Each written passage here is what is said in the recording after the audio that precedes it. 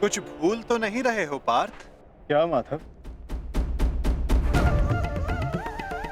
भ्राता भीम को वीर हनुमान ने इस युद्ध में आप सबकी सहायता करने का वचन दिया था। उनका साथ आप सबको साहस, शक्ति और निडरता देगा। बजरंग बली का आवाहन करो पार्थ।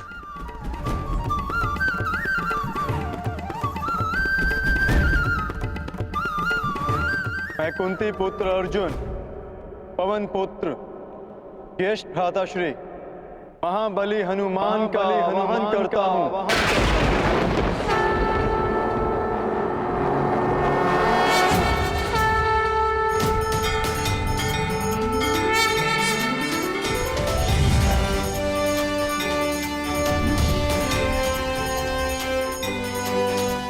हे महाबली हनुमान, मेरे रथ के ध्वज पर विराजमान हुई। अंजनी गर्भ संभूता कपिंद्र सरचिपुत्रम। अंजनी गर्भ संभूता कपिंद्र सरचिपुत्रम। राम प्रिय नमस्तुभ्यं हनुमत। बजरंग बली पधार गए। राम भक्त हनुमान की जय। महाबली हनुमान की जय। बजरंग बली हनुमान की जय।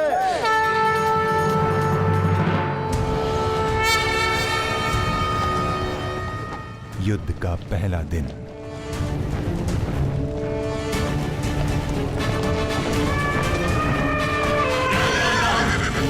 अधिकाराणां प्राप्त्यर्थं साम्राज्यर्थं।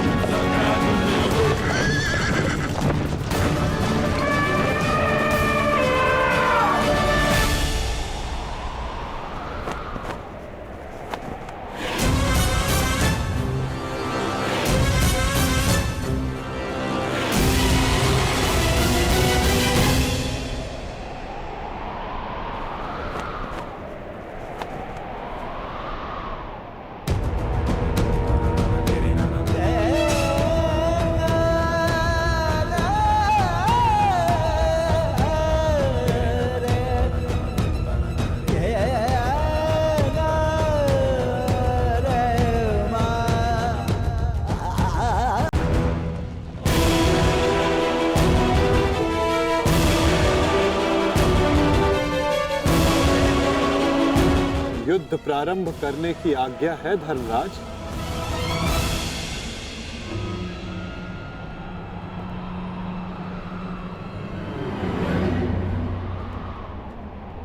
नहीं माधव, अभी नहीं।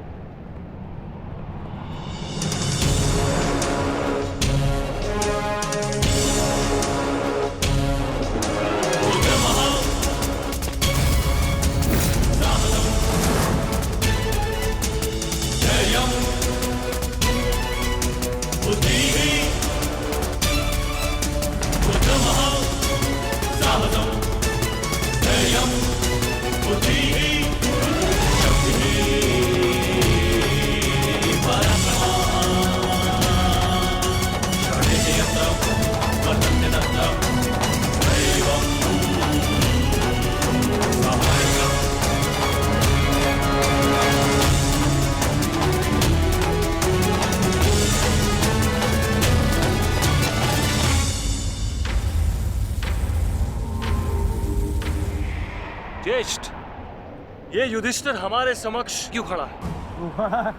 अरे भयभीत है वो।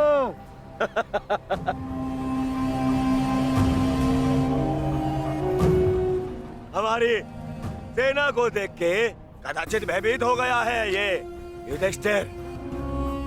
इसे सत्य का ज्ञात हो गया है। इस युद्ध में इसे विजय नहीं मिल पाएगी। समझ रहे? वो छलिया किस युद्ध के लिए हमें भयभीत कर रहा था?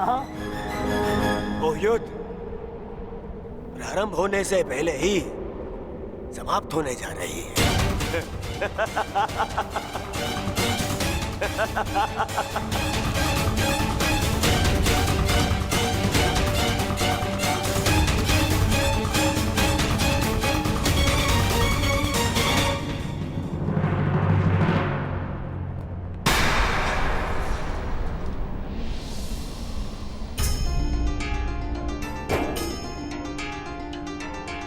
प्रणिपात पितामह। प्रणिपात आचार्य द्रोण।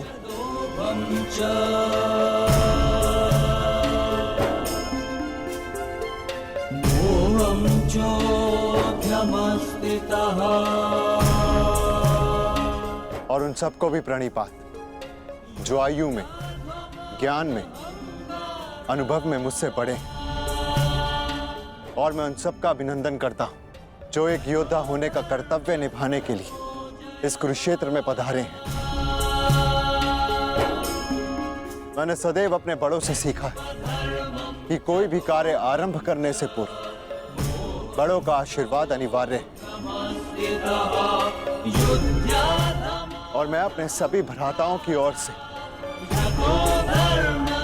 पितामह आचार्य द्रोण के साथ सभी बड़ों से आशीर्वाद देने की प्रार्थना करता हूं।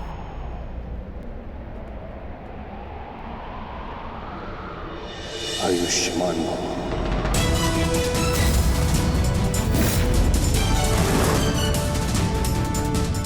तुम्हें अपने पराक्रम का फल प्राप्त हो युधिष्ठिर।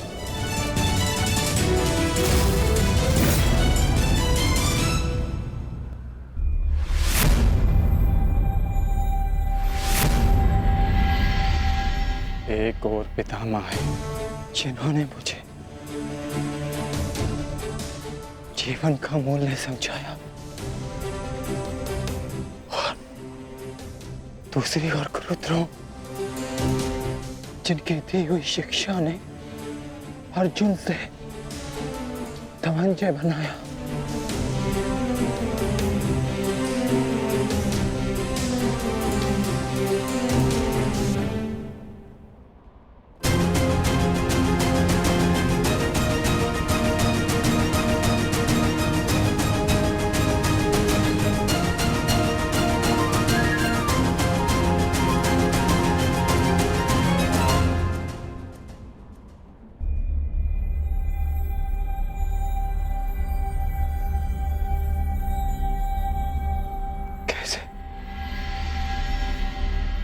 कैसे कैसे प्रहार कर पाऊंगा मैं इन पर?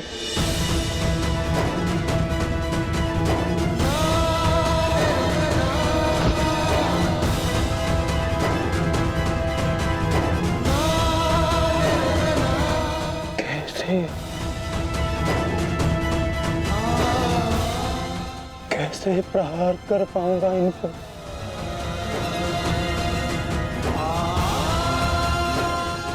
कैसे?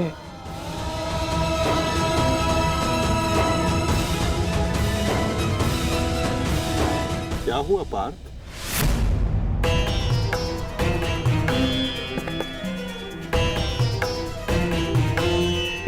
मेरी आपसे विनती है माधव, मेरे रथ को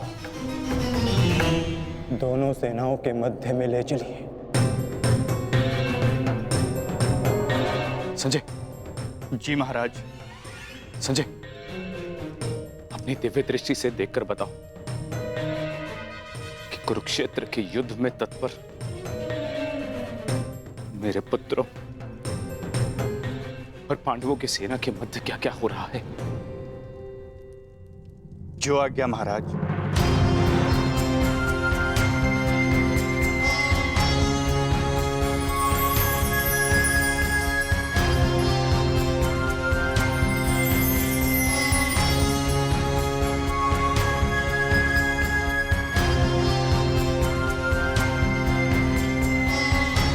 गांडीवधारी राजकुमार अर्जुन के सारथी बने वासुदेव श्री कृष्ण से राजकुमार अर्जुन रथ को दोनों सेनाओं के मध्य में ले जाने की आग्रह कर रहे हैं महाराज।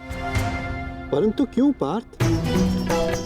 ये समय तो दूसरे पक्ष की सेना को तहस नहस कर देने का है। फिर क्यों तुम रथ को दोनों सेनाओं के मध्य में ले जाने की विनती कर रहे हो?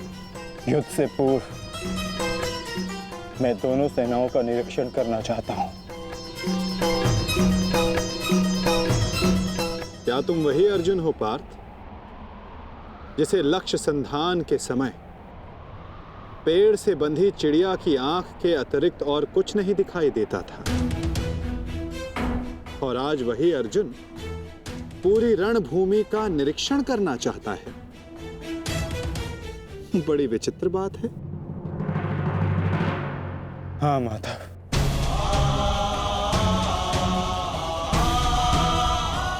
वो चिड़िया काष्ठ की बनी थी, परंतु जिनसे मैं युद्ध करने वाला हूं वो रक्त, अस्थि और मांस से बने मनुष्य हैं।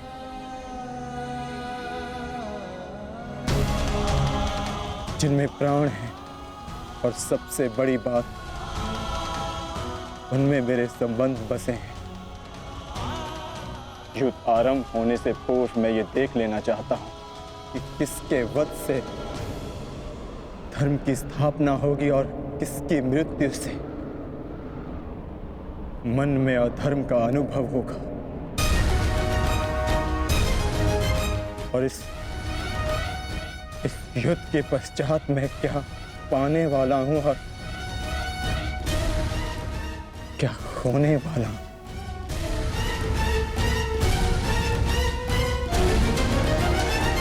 तुम एक योद्धा हो अर्जुन, और तुम यहां अधर्म का बलिदान लेने आए हो, या स्वयं को धर्म पर बलिदान देने के लिए। और एक बलिदानी क्या पाएगा क्या खोएगा, उसकी गणना नहीं करता। बात मेरे बलिदान की नहीं है माधव। इस युद्ध में सहस्त्रों के प्राण दांव पर लगे हैं, और मैं ये निश्चित करना चाहता हूं कि कुरुक्षेत्र में मैं अधर्म का नाश करने जा रहा हूं या फिर धर्म की हानि भी करने जा रहा हूं। नाश और निर्माण की शक्ति केवल विधाता के पास होती है पार्थ। मनुष्य विनाश या विध्वंस नहीं करता। मनुष्य तो केवल ईश्वर का निमित्त मात्र होता है। निमित्त होकर यदि वो विनाश और विध्वंस का उत्तरदायित्व स्वयं पर ले, तो उससे केवल अहंकार का जन्म होता है पार्थ, जो ये मानता है कि वो कुछ नहीं कर रहा, उसी के हाथों महान कार्य संपन्न होते हैं।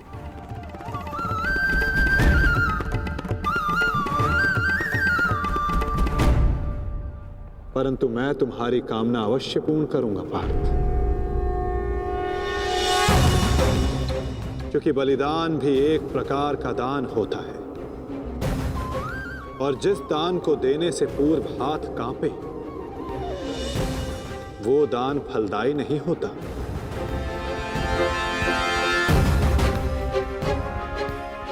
आओ पार्थ,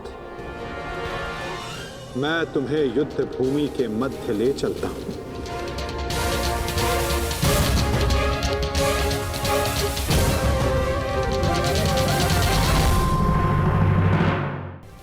आओ पार्थ, मैं तुम्हें युद्ध भूमि के मध्य ले चलता हूं।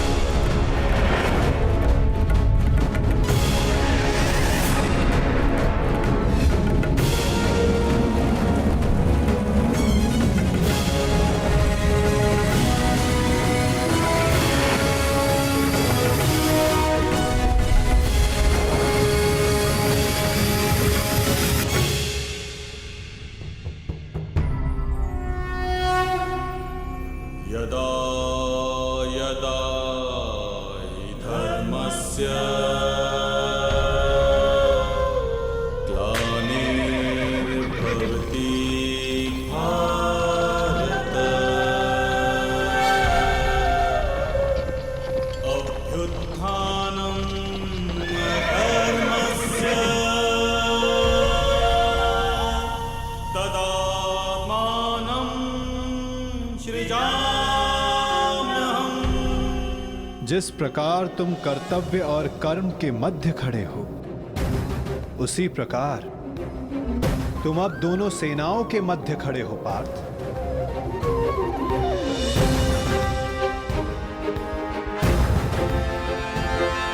करो, क्या निरीक्षण करना चाहते हो?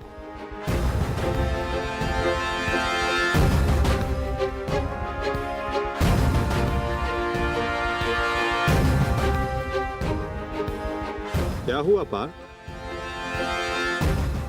ऐसा कौन सा भाव है जो तुम्हारे मन को विचलित कर रहा है?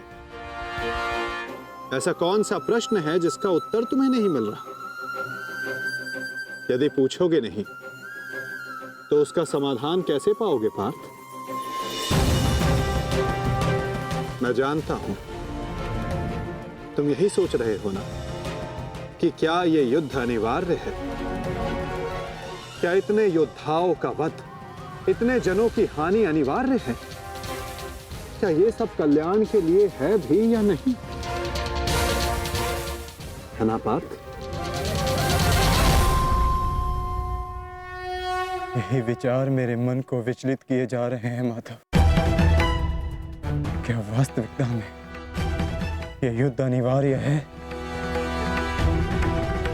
क्या राज्य, धारा, संपत्ति, ये सब पाने के लिए अपनों का वध करना धर्म है? क्या एक योद्धा का यही कर्तव्य है? बताइए, उत्तर दीजिए माधव।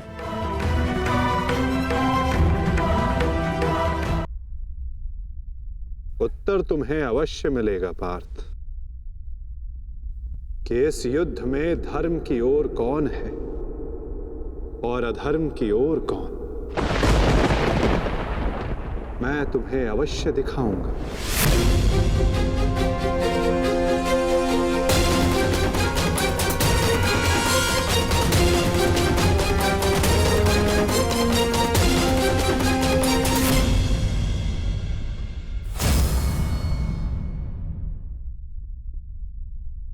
ये है वो हस्तिनापुर युवराज दुर्योधन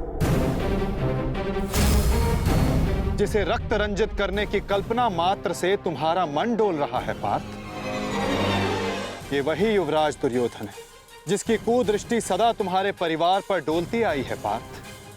स्मरण है पार्थ? ये वही है जिसने पांचाली को भरी सभा में वैश्या सिद्ध करके अपनी जंघा पर बैठने का निमंत्रण दिया था। ओ दासी द्रौपदी, आकर मेरी जंगा में बैठो। कैसे एक पवित्र याज्ञ सेनी को भरी सभा में इसने मलिन करने का प्रयास किया था। वस्त्र हरण करो इस दासी द्रौपदी का। और ये तुम्हारे मातुल्य गांधार राज शकुनी, इन्होंने जब शकुन मनाया केवल तुम्हारे परिवार के अनिष्ट का शकुन मनाया पार्थ। तुम इन्हें मातुल्य कहते हो। मातुल्य का अर्थ है जिसे मां के तुल्य समझा जाए। और तुम्हारे इन्हीं मामा ने तुम्हारी माता को वारणा व्रत की लाक्षागृह की अग्नि में भस्म करने का प्रयास किया पार्थ।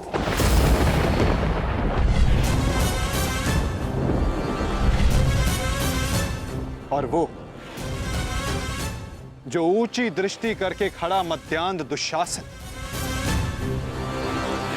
स्मरण करो पार्थ, कैसे वो द्रौपदी को उसके केशों से खींचकर भरी सभा में लाया था।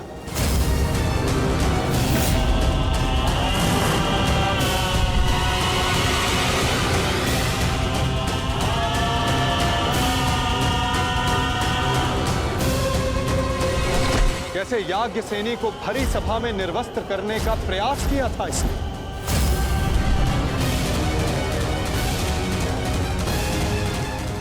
क्या तुम ये सब भूल रहे हो पार्थ? ये है महामहिम भीष्म, द्रोणाचार्य, अश्वत्थामा। जब ये अधर्म हो रहा था तो ये सब मौन रहे। ये वो अत्याचार, वो अधर्म मौन रहकर देखते रहे।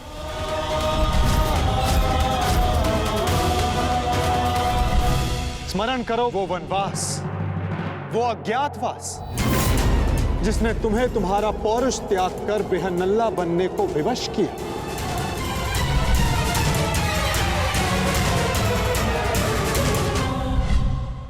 स्मरण करो उन प्रतिज्ञाओं को जो तुम पांचों ने वनवास जाते समय ली थी।